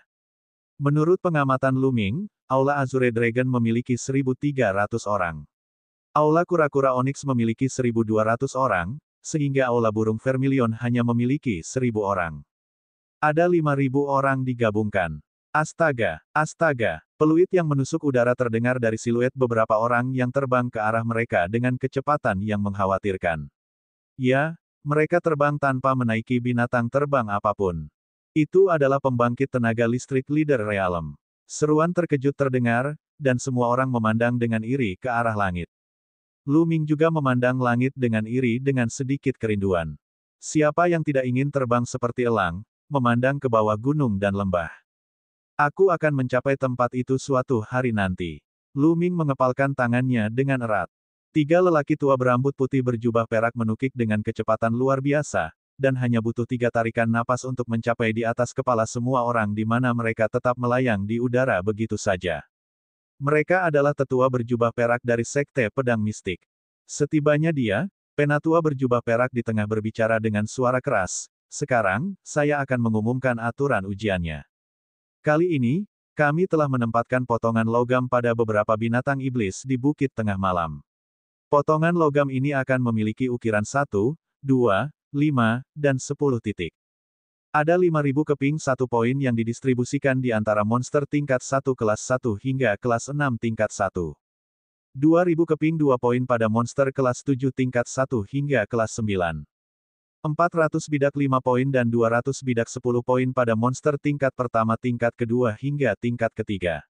Kamu memerlukan 10 poin untuk lulus ujian dan ditingkatkan menjadi murid magang perunggu. Anda punya waktu 20 hari sebelum kami kembali ke tempat ini untuk memanen hasil Anda.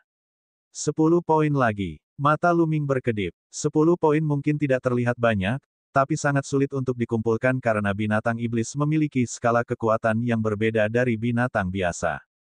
Binatang iblis tingkat pertama disamakan dengan seniman bela diri alam prajurit, sedangkan binatang iblis tingkat kedua disamakan dengan seniman bela diri alam master.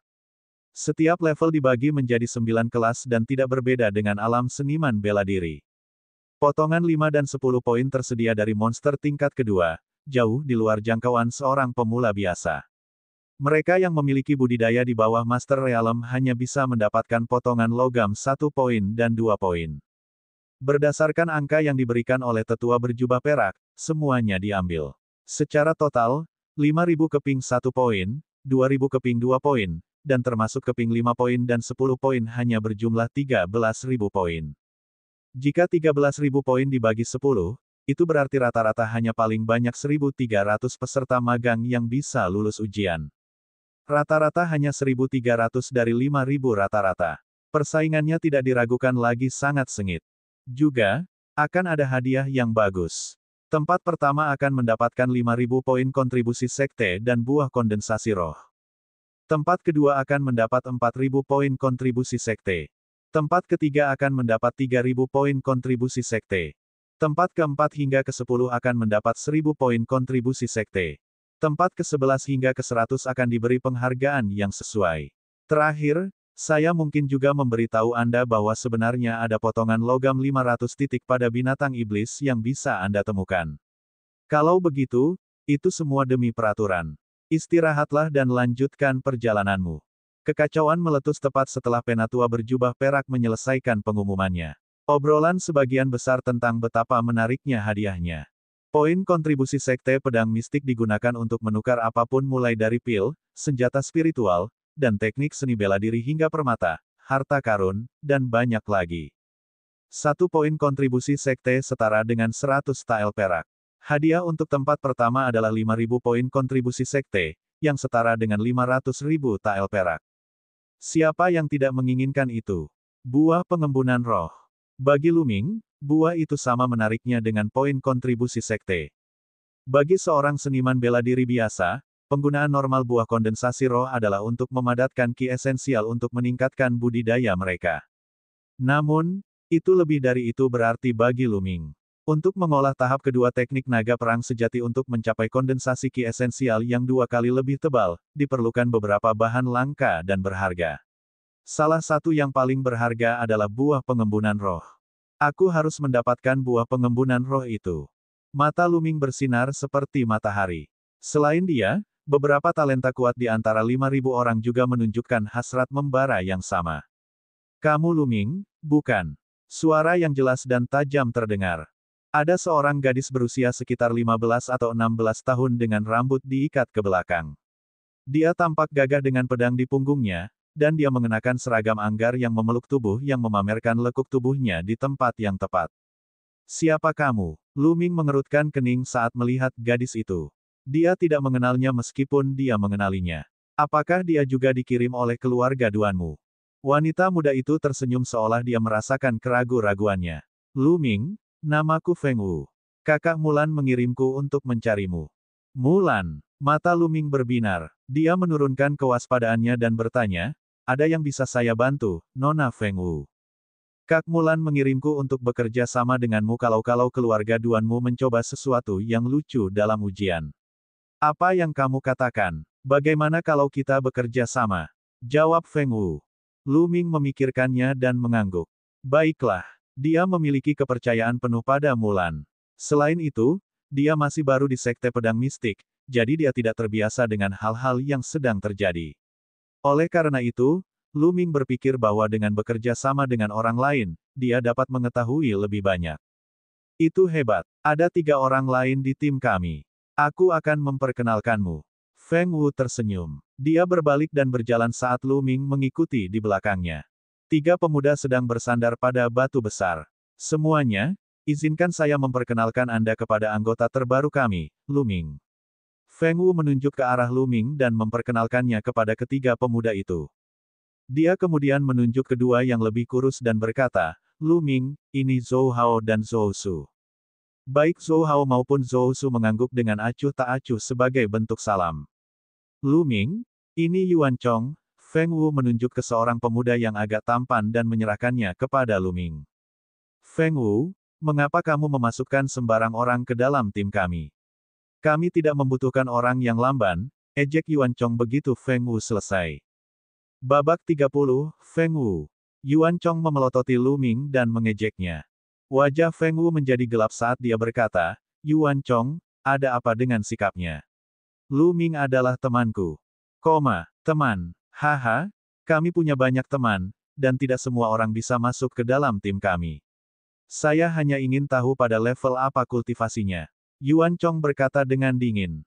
Alam prajurit kelas 6, jawab Luming dengan senyum sinis. Hahaha, alam prajurit kelas 6.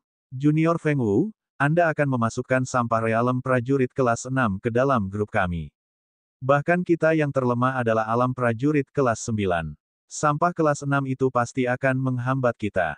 Yuan Chong tertawa mencemooh sambil mengejek Lu Ming. Penghinaan melintas di mata dua pemuda lainnya, tapi mereka tetap diam. Nona Feng, sepertinya saya tidak diterima di sini. Kalau begitu aku akan bergerak. Lu Ming menangkupkan tinjunya ke arah Feng Wu dan pergi. Tunggu, Lu Ming. Feng Wu menangis sambil buru-buru menggenggam tangannya. Dia menatap tajam ke arah Yuan Chong, matanya dipenuhi amarah saat dia menggeram. Yuan Chong, itu keterlaluan.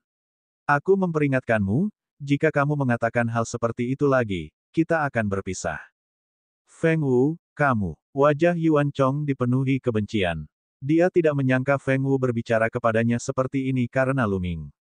Dia menatap Lu Ming dengan kebencian di matanya, tapi dia tidak mengatakan apa-apa lagi. Tepat setelah itu, Feng Wu memandang Lu Ming dengan memohon dan berbisik, Lu Ming, aku berjanji pada kakak Mulan untuk mengajakmu. Jika kamu pergi, bagaimana aku akan menghadapi kakak Mulan? Tanpa berkata-kata, Lu Ming memandang nona gadis cantik Feng Wu yang ingin dia tetap tinggal karena dia takut pada Mulan. Mari kita ikuti mereka untuk saat ini, kumpulkan berita dan kita akan mencari peluang untuk pergi. Lu Ming memikirkannya, dan mengangguk, baiklah kalau begitu, kita akan bekerja sama. Itu hebat. Kebahagiaan terlihat jelas di wajah Feng Wu. Wajah Yuan Chong semakin gelap saat dia melihat Feng Wu dan Lu Ming berbisik di antara mereka sendiri. Sudah ada orang yang pergi ke Midnight Hills. Ada yang membentuk kelompok bertiga, ada pula yang berkelompok beranggotakan 5 orang. Ada juga beberapa solo runner yang menghilang ke dalam Midnight Hills. Kalau begitu, ayo pergi juga. Feng Wu mengumumkan. Dia jelas-jelas adalah pemimpin kelompok. Mereka berlima bergegas menuju Midnight Hills. Midnight Hills memiliki jangkauan perimeter ribuan kilometer. Itu adalah hutan yang dipenuhi pohon-pohon setinggi langit dan binatang iblis karena auman binatang terdengar secara teratur. 15 kilometer terluar dari Midnight Hills dipenuhi dengan binatang biasa, bukan binatang iblis. Jika kami menginginkan poin, kami harus melampaui jarak 15 kilometer, kata Feng Wu kepada mereka. Semua orang mengangguk dan dengan cepat berjalan ke bagian yang lebih dalam dari Midnight Hills. Yuan Chong berlari dengan kecepatan penuh dengan senyuman mengejek di wajahnya sambil berpikir, mari kita lihat bagaimana kamu bisa menyusulku, dasar sampah. Seringainya langsung terhapus dari ekspresinya begitu dia melihat Lu Ming menempuh jarak 0,6 meter dalam satu langkah. Lu Ming berlari ke samping Zhou Hao dan Zhou Su tanpa mengeluarkan keringat. Sampah ini punya teknik yang cukup bagus. Yuan Chong berpikir buruk pada dirinya sendiri. Dalam kelompok mereka, Yuan Chong dan Feng Wu keduanya berada di alam master kelas 1 sementara Zhou Hao dan Zhou Su berada di alam prajurit kelas 9. Yuan Chong bisa saja melaju lebih cepat, tetapi Zhou Hao dan Zhou Su akan tertinggal. Apa yang tidak dia ketahui adalah bahwa kecepatan Lu Ming hanya 50%. Pada pemahaman dan latihan tahap kelima, penggunaan langkah ular naga yang sempurna seperti dewa berarti bahwa setiap langkah yang diambil Lu Ming dapat menempuh jarak 1,5 meter. Setelah 1 jam, mereka berlima berada 15 km jauhnya di dalam perbukitan tengah malam dan mereka melambat untuk mewaspadai kemunculan binatang iblis. Mengaum, seekor macan kumbang hitam yang ganas melompat ke arah Zhou Hao dari dalam semak-semak dengan cakarnya yang tajam seperti pisau, siap membunuh. Salah sasaran. Zhou Hao berteriak sambil melontarkan pukulan yang bertabrakan dengan cakar macan kumbang. Ledakan. Macan kumbang hitam itu terbang mundur dan menghantam tanah dengan keras. Ia berguling beberapa putaran sebelum lari secepat mungkin. Metal Black Panther, hanyalah binatang iblis tingkat 6 kelas 1. Biarkan saja, Zhou Hao. Tidak ada potongan logam di atasnya, seru Feng Wu. Zhou Hao ingin melakukannya tetapi berhenti setelah dia mendengar apa yang dikatakan Feng Wu. Misi kami adalah mendapatkan poin, jadi kami akan menghindari poin yang tidak memiliki potongan logam untuk menghemat waktu dan energi, lanjut Feng Wu. Sisanya mengangguk dan melanjutkan perjalanan mereka, hanya berhenti setelah beberapa saat. Feng Wu mengerutkan kening saat tatapannya menyapu area tersebut dan berkomentar, seseorang mengikuti kita. Saya juga menyadarinya, kata Yuan Chong. Lu Ming mengerutkan kening karena dia merasakan niat untuk membunuhnya sejak awal. Siapa ini? Keluar sekarang. Feng Wu memerintahkan. Haha, kakak muda Feng, indramu sangat tajam. Tawa tanpa humor terdengar dari kiri ketika dua pemuda muncul. Wei Ziming. Pengakuan muncul di mata Lu Ming saat dia mengenali Wei Ziming, orang yang dia tampar di restoran di kota pedang mistik. Wei Ziming menatap tajam ke arah Lu Ming, dan di sampingnya ada seseorang yang mirip Wei Ziming tetapi lebih muda. Apakah itu kamu, Wei Ziyou? Mengapa kamu mengikuti kami? Bentak Feng Wu. Dia adalah Wei Ziyou, adik laki-laki Wei Ziming. Adalah hal biasa bagi para jenius terkenal untuk saling mengenal. Adik junior Feng, kakak senior Yuan Chong, ini bukan urusanmu. Aku di sini hanya untuknya, Lu Ming. Wei Ziyou tersenyum dan menunjuk. Wajah Feng Wu menjadi gelap. Apa yang kamu inginkan dari Lu Ming? Tidak banyak. Dia baru saja menamparkan adikku 2 kali beberapa hari yang lalu, jadi aku di sini hanya untuk menghancurkan kedua tangannya. Sebaiknya kau tidak terlibat, Junior Feng, jawab Wei Ziyou. Tapi saya akan melibatkan diri karena Lu Ming adalah rekan satu tim saya sekarang, desak Feng Wu.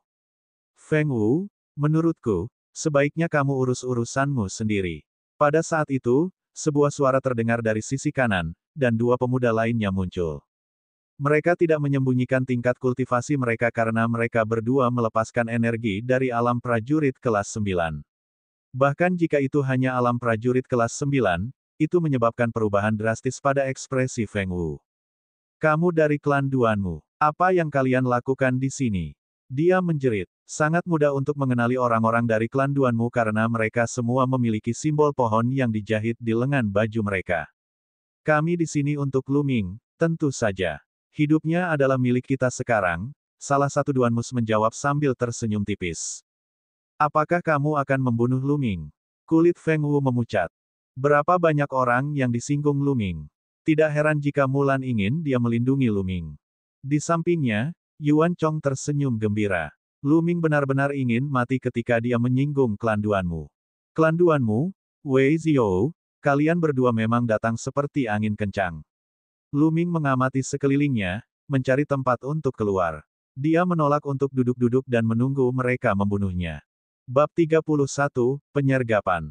Haha, sepertinya aku tidak perlu bergerak, Lu Ming. Wei Ziyou mendengus. Itu tidak akan berhasil. Tidak ada yang akan membawa Lu Ming pergi hari ini. Feng Wu berkata dengan tegas.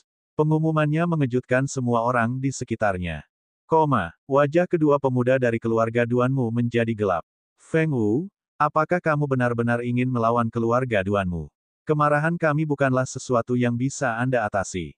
Saudari muda Feng Wu, tidak masuk akal untuk melintasi keluarga Duanmu dan Wei bersaudara hanya demi Lu Ming belaka.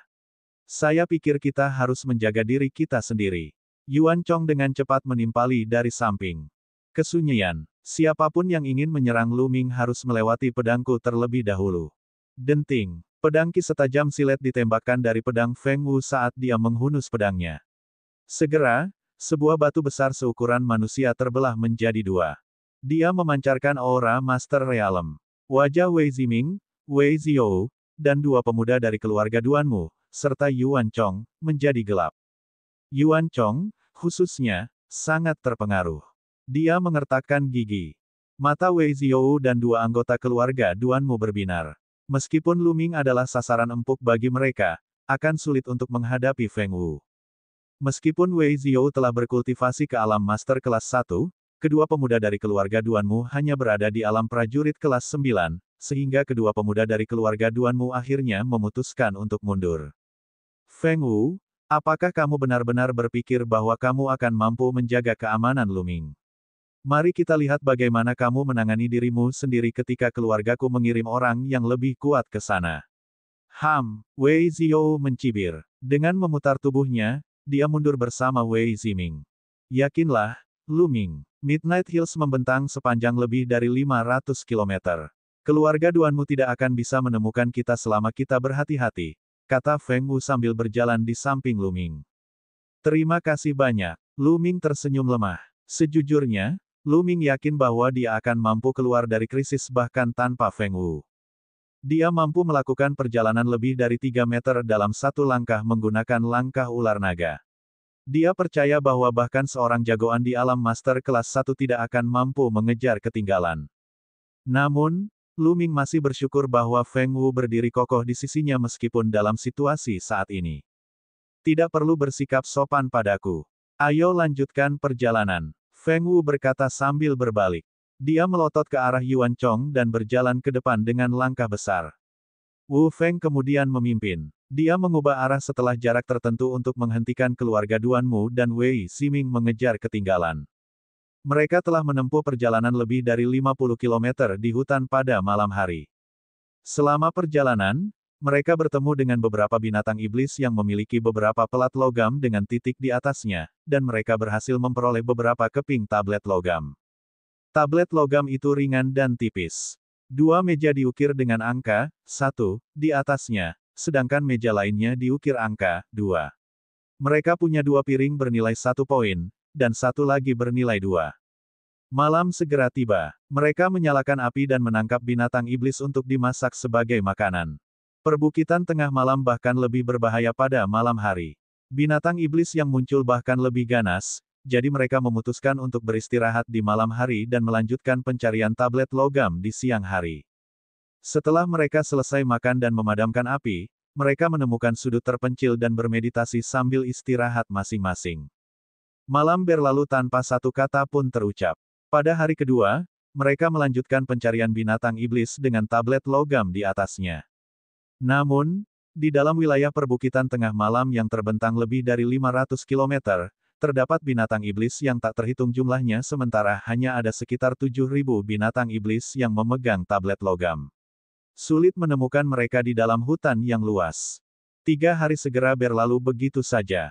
Dalam 3 hari itu, mereka berlima berhasil menemukan 6 tablet bernilai 1 poin dan 3 tablet bernilai 2 poin. Poinnya berjumlah 12, yang hanya cukup untuk dilewati satu orang. Saat langit hampir gelap pada hari ketiga, mereka menemukan Silent Shadow Wolf. Sebuah tablet logam dengan nomor 10 digantung di leher serigala. Ini adalah tablet yang bernilai 10 poin. Mendapatkan, Wu Feng dengan gembira mengejar dalam sekejap. Silent Shadow Wolf adalah binatang iblis tingkat 1 tingkat 2. Binatang iblis normal yang berada di kelas 1 tingkat kedua biasanya memiliki 5 poin, sementara 10 poin disediakan untuk binatang iblis di kelas 2, atau bahkan kelas 3, di tingkat kedua. Jarang sekali sebuah tablet logam senilai 10 poin berada pada binatang iblis kelas 1 tingkat 2, jadi mereka pasti tidak akan meremehkan kesempatan itu. Ayo kita kejar bersama-sama, Feng Wu berteriak di belakangnya. Zhou Hao dan Zhou Su, yang berada di belakangnya, juga dengan cepat melesat ke depan. Namun, Silent Shadow Wolf memiliki kecepatan tinggi, sehingga Wu Feng tidak dapat mengejarnya dalam waktu singkat. Hanya dalam beberapa tarikan napas, Wu Feng dan Silent Shadow Wolf tidak terlihat. Lu Ming mulai menggunakan tekniknya untuk mengejar ketinggalan, tetapi sesosok tubuh melintas dan menghalangi jalannya. Itu adalah Yuan Chong. Yuan Chong, apakah kamu berencana untuk mengambil tindakan terhadapku? Lu Ming mengerutkan alisnya. Hehe, Lu Ming, kamu sampah. Wu Feng benar-benar bodoh karena membawamu ke bawah sayapnya, tapi aku, Yuan Chong, tidak punya niat untuk terlibat denganmu. Gelombang Qi yang kuat menyelimuti Lu Ming saat Yuan Chong mengarahkan pedangnya ke arahnya. Yuan Chong, tahun ini kamu seharusnya berusia 17 tahun, bukan? Lu Ming tiba-tiba bertanya. Itu benar. Terus, jawab Yuan Chong. Kamu masih berada di alam master kelas 1 pada usia 17 tahun, jadi menurutku itu membuatmu lebih buruk daripada sampah. Aku akan bisa melampauimu dalam 2 bulan. Kata Lu Ming. Itu lucu. Apakah kamu pikir kamu akan bisa mengalahkanku dalam 2 bulan, hanya sepotong sampah di alam prajurit kelas 6 seperti kamu? Kamu membuatku tertawa. Tapi sayang sekali Anda tidak akan mendapat kesempatan. Yuan Chong melontarkan senyuman dingin. Pada saat itu, keheningan di hutan di sekitar mereka terganggu ketika 2 sosok muncul. Mereka adalah 2 pemuda dari keluarga Duanmu sebelumnya. Saya kira kamu masih pintar, Yuan Chong. Terima kasih atas kerja sama Anda. Kamu boleh pergi sekarang, kata salah satu pemuda dari keluarga Duanmu. Haha, Lu Ming. Terima saja bahwa ini adalah takdirmu. Yuan Chong tertawa terbahak-bahak. Dia terbang menuju ke arah Wu Feng dan Silent Shadow Wolf dalam sekejap. Lu Ming, apakah kamu ingin mengirim dirimu ke akhirat, atau kamu membutuhkan bantuan kami? Salah satu pemuda dari keluarga Duanmu mengejek sambil menatap Lu Ming setelah Yuan Chong pergi. Mereka tampak seolah-olah sudah memojokkannya. Hanya dengan kalian berdua, keluarga Duanmu benar-benar meremehkanku. Lu Ming menghela nafas. Tiba-tiba, dia menginjakkan kakinya ke tanah sebelum menyerbu ke arah dua pemuda dari keluarga Duanmu seperti kilatan petir. Desir. Di tengah-tengah serangan, sebilah cahaya melintas ke arah salah satu pemuda dengan maksud untuk melukai. Serangan adalah pertahanan terbaik. Sekarang mereka adalah musuh bebuyutan. Lu Ming tidak lagi bersikap lembut. Kedua pemuda dari keluarga Duanmu terkejut. Mereka tidak pernah menyangka Lu Ming begitu berani. Sebagai seseorang di alam prajurit kelas 6, dia menghadapi dua orang di alam prajurit kelas 9, dan benar-benar telah melakukan langkah pertama. Terlebih lagi, serangannya tajam, kejam, dan ringkas. Mundur. Keduanya buru-buru mundur. Puff. Terlepas dari upaya mereka, pedang Lu Ming masih mengiris salah satu dada mereka. Tebasannya sedalam tulang, menyebabkan darah langsung mengalir keluar. Kasihan. Sedikit lagi dan aku akan mampu mengiris hatinya. Alam prajurit kelas 9 tentu saja kuat. Lu Ming menghela nafas sambil menghibur dirinya sendiri. Dia tidak memiliki masalah dalam membantai seorang seniman bela diri di alam prajurit kelas 8 dengan kekuatan tempurnya saat ini. Di sisi lain, meskipun dia tidak memiliki masalah dalam bertarung melawan seseorang di alam prajurit kelas 9, sulit baginya untuk membunuh seseorang. Kamu berani menyakitiku, Lu Ming. Aku akan mencabik-cabikmu menjadi ribuan bagian. Pemuda yang terluka oleh Li Ming meraung sekeras-kerasnya. Dia berkeringat karena takut akan apa yang baru saja terjadi. Sementara itu, pemuda lainnya sedang berlari menuju Lu Ming dengan cepat. Kalau begitu, ayo kita bertarung. Lu Ming juga menyerang ke depan. Babak 32, Meridian Darah Lengkap. Dalam sekejap, ketiganya bentrok satu sama lain. Ding, ding, koma. Bilahnya berkilauan di udara saat saling bersilangan. Percikan api beterbangan kemana-mana di tengah suara yang kuat. Kedua pemuda dari keluarga Duanmu mengembangkan teknik pedang tingkat kuning inferior.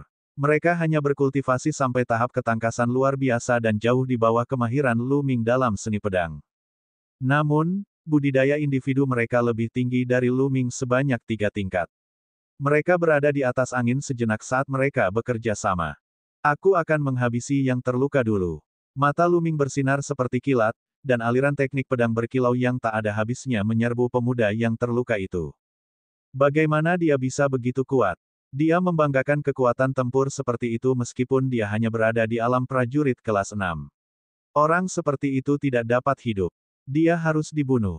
Kedua pemuda dari keluarga Duanmu tercengang karena kekuatan Lu Ming melebihi ekspektasi mereka. Mengaum, mengaum, raungan dua binatang terdengar. Cahaya merah berdarah terpancar dari punggung kedua pemuda keluarga Duanmu saat dua macan kumbang hitam muncul. Ada 3 titik fokus meridian berwarna merah pada tubuh macan kumbang hitam. Jelaslah bahwa meridian darah para pemuda adalah meridian darah tingkat ketiga. Kedua macan kumbang kemudian menerkam tubuh pemuda masing-masing. Pada saat itu, cahaya hitam keluar dari tubuh mereka saat ki mereka meningkat secara dramatis. Itu adalah letusan meridian darah. Letusan meridian darah mereka meningkatkan kecepatan kedua pemuda tersebut sebesar 30%. Meridian darah selalu memiliki ketertarikan terhadap atribut tertentu. Beberapa meridian darah memiliki afinitas yang lebih tinggi terhadap pertahanan sementara yang lain memiliki afinitas yang lebih tinggi untuk menyerang, serta meningkatkan kecepatan. Atribut yang memiliki afinitas akan mendapat peningkatan ketika meridian darah meletus. Biasanya, letusan meridian darah tingkat pertama akan meningkatkan atribut sebesar 1/10. Letusan meridian darah tingkat kedua akan meningkatkan atribut sebesar 2/10. Dengan logika itu, suatu atribut akan meningkat sebesar 90% ketika meridian darah tingkat ke-9 meletus, yang jumlahnya hampir 2 kali lipat. Garis meridian darah pemuda keluarga Duanmu sebagian bergantung pada kecepatan, yang meningkat 3/10 setelah meridian darah mereka meletus. Tidak peduli atribut mana yang ditingkatkan, itu juga berarti peningkatan kekuatan tempur. Secara alami, beberapa meridian darah tingkat tinggi akan memiliki ketertarikan pada beberapa atribut, yang juga berarti bahwa atribut tersebut akan ditingkatkan secara bersamaan satu sama lain. Beberapa atribut yang ditingkatkan sekaligus akan menandakan peningkatan kekuatan tempur yang lebih mengerikan. Setelah meridian darah mereka meletus, kekuatan tempur pemuda keluarga Duanmu meningkat secara signifikan saat mereka mulai menghancurkan Luming. Kasihan, saya tidak bisa membuat meridian darah saya meletus karena belum tumbuh sempurna. Saya rasa itulah kelemahan saya. Luming merenung saat dia bertarung melawan keduanya dengan sekuat tenaga. Astaga, astaga, saat itu juga, seseorang datang dengan suara swooshing sekali lagi. Haha, waktunya mati, Luming. Itu adalah Wei Ziming dan Wei Ziyou. Desir, Wei Ziyou mengayunkan pedangnya bahkan sebelum dia tiba. Kilatan pedang ki hijau meledak dari pedangnya. Itu adalah manifestasi jarak jauh dari pedang ki yang sangat tajam karena ditujukan pada Luming dengan tujuan untuk melukai. Bahaya, pada saat itu, Luming diselimuti oleh perasaan bahaya yang mendesak saat setiap helai rambut di tubuhnya berdiri tegak. Pedang ki dari alam master bukanlah sesuatu yang bisa dia tahan saat ini. Dia ingin menghindarinya tetapi dihentikan dengan tegas oleh pemuda keluarga Duanmu. Semangat! Saat itu, suara tajam terdengar dari arah berlawanan. Ada lagi tebasan pedang ki yang terbang menuju Luming. Ada seniman bela diri Master Realm lain yang menginginkan kematian Luming. Dua seniman bela diri Master Realm bekerja sama, dan dua pemuda di Realm prajurit kelas 9 menghalangi jalan Luming. Mereka memojokkannya, menempatkannya dalam situasi genting. Aku akan memasuki kuil tertinggi. Jika dia tidak mampu menahannya, dia hanya bisa berlindung di kuil tertinggi. Meskipun pada akhirnya bisa mengakibatkan kuil tertinggi terekspos, itu lebih baik daripada terbunuh. Namun, ekspresinya segera berubah ketika dia menyadari bahwa dia tidak bisa lagi memasuki kuil tertinggi karena hal itu tidak bereaksi dalam pikirannya. Mungkinkah aku tidak bisa memasuki kuil tertinggi saat berperang? Apakah saya akan mati di sini? Tidak, aku tidak bisa membiarkan diriku mati. Luming berteriak dalam pikirannya. Saat itu juga, pikirannya menjadi sangat fokus saat darahnya mendidih. Dia ingin menemukan hikmahnya dalam situasi tanpa harapan itu. Tiba-tiba, rasa gatal yang hebat menyebar saat sinar merah muncul dari tulang punggungnya. Pada saat yang sama, gelombang energi aneh melonjak dari tulang punggungnya ke seluruh tubuhnya. Ini adalah kekuatan meridian darah. Meridian darahku akhirnya selesai tumbuh. Letusan meridian darah. Tanpa waktu untuk memikirkan semuanya, Luming segera membuat meridian darahnya meletus. Cahaya hitam mulai menyebar ke seluruh tubuhnya. Semangat! Semangat! Pada saat itulah kedua pedang ki menebas tubuh Luming. Dua energi tajam menembus tubuhnya saat pedang ki menghantamnya. Rasa sakit yang hebat menyebar ke seluruh tubuhnya saat seteguk darah muncrat dari mulutnya. Kekuatan pedang ki tampaknya telah berkurang setengahnya. Luming bisa langsung merasakan bahwa kekuatan pedang ki yang mendarat padanya telah berkurang setengahnya. Jika dia memiliki kekuatan penuh, tidak mungkin dia bisa mengatasinya. Mungkinkah karena meridian darahku? Dia memutar otak sejenak, tapi tidak ada waktu untuk berpikir dua kali. Luming maju selangkah dan melesat menuju pemuda yang terluka dari keluarga Duanmu seperti embusan angin. Pemuda dari keluarga Duanmu tidak menyangka Luming masih hidup setelah terkena pedang ki dari dua seniman bela diri Master Realm. Dia ingin membela diri, tapi sudah terlambat. Puff! Sebuah pedang meluncur di tenggorokan pemuda itu seperti sambaran cahaya saat darah muncrat kemana-mana. Sosok Luming melesat ke depan dalam sekejap saat dia menggunakan langkah ular naga. Luming, beraninya kamu membunuh murid dari keluarga Duanmu. Kamu sedang mendekati kematian. Seseorang berteriak dengan panik. Luming melirik sekilas dan melihat dari siapa teriakan marah itu berasal. Itu adalah salah satu seniman bela diri Master Realm yang telah bergerak. Dengan pola rosewood yang dijahit di ujung lengan bajunya, dia ternyata adalah murid muda keluarga Duanmu. Keluarga Duanmu, aku bersumpah pada akhirnya aku akan meruntuhkanmu hingga rata dengan tanah. Dorongan membunuh dalam diri Luming sangat kental saat dia terbang maju sambil dengan kuat menahan luka-lukanya sendiri. Ikuti dia. Di belakang Luming, Wei Ziyou dan ahli bela diri dari keluarga Duanmu sedang mengejar. Namun, Luming telah mengembangkan langkah ular naga ke tahap kelima, sehingga dia dapat melintasi lebih dari 3 meter dalam satu langkah dengan kecepatan yang bahkan melampaui alam master kelas 1.